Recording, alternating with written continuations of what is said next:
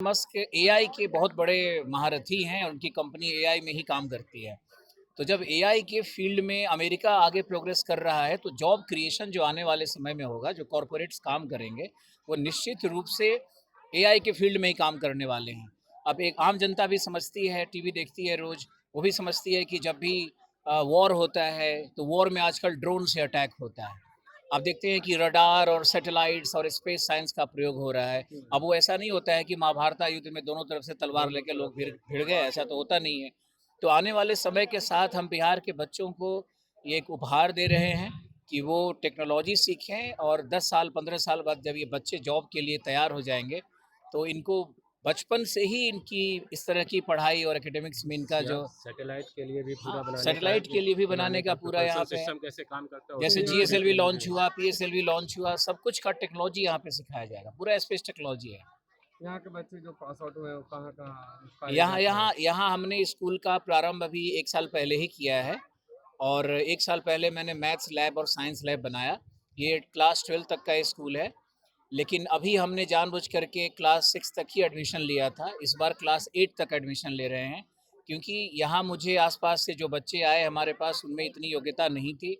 मैं माफ़ी चाहूँगा, गार्जियंस कई बार बुरा मानते हैं, इस बात को एरोगेंट स्टेटमेंट मानते हैं, लेकिन जो हमारे पास बच्चे आए उनमें इतनी योग्यता नहीं थी कि वो उस लेवल तक का 9-10th में उनका एडमिशन लिया जाए। तो मैंने 6 तक ही स्कूल को शुरू किया, फिर 6 वाले बच्चों को ट्रेन करके उसको 7th में ले गए।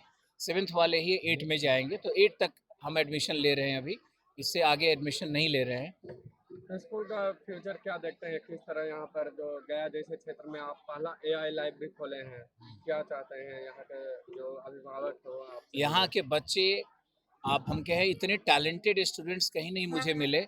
ऐसा नहीं है कि हमारी संस्था बिहार में ही काम कर रही है, हम दिल्ली में पिछले 15 साल से कार्यरत हैं और वहाँ पे हमारे आईएएस के बहुत सारे सेंटर्स, हमारे बहुत सारे एकेडमिक सेंटर्स हैदराबाद से लेकर इलाहाबाद तक चारों तरफ फैले हुए रहे।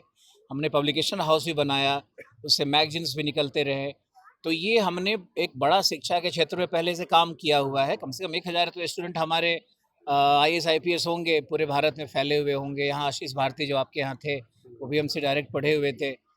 तो ये मैं इसलिए कह रहा हूँ क्योंकि मेरा रिलेशनशिप, जो मेरा जो संबंध है, वो सिर्फ शिक्षा से है और किसी और फील्ड से नहीं है।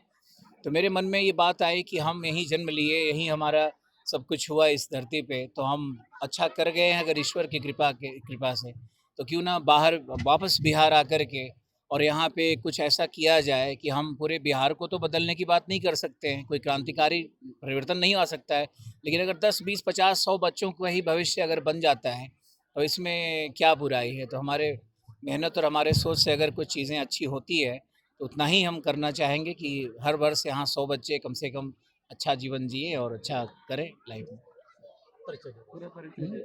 मेरा नाम आलोक रंजन है, मैं आईएएस कोच हूँ और 2007 बैच आईएएस वेटिंग लिस्ट था मेरा, इसमें मुझे इंडियन पोस्टल डिपार्टमेंट मिला था। तो मैंने कभी उसको परस्यू नहीं किया, मैंने कोचिंग सेंटर्स बनाए और शिक्षण शिक्षण में ही मेरा ज़्यादा इंटरेस्ट था।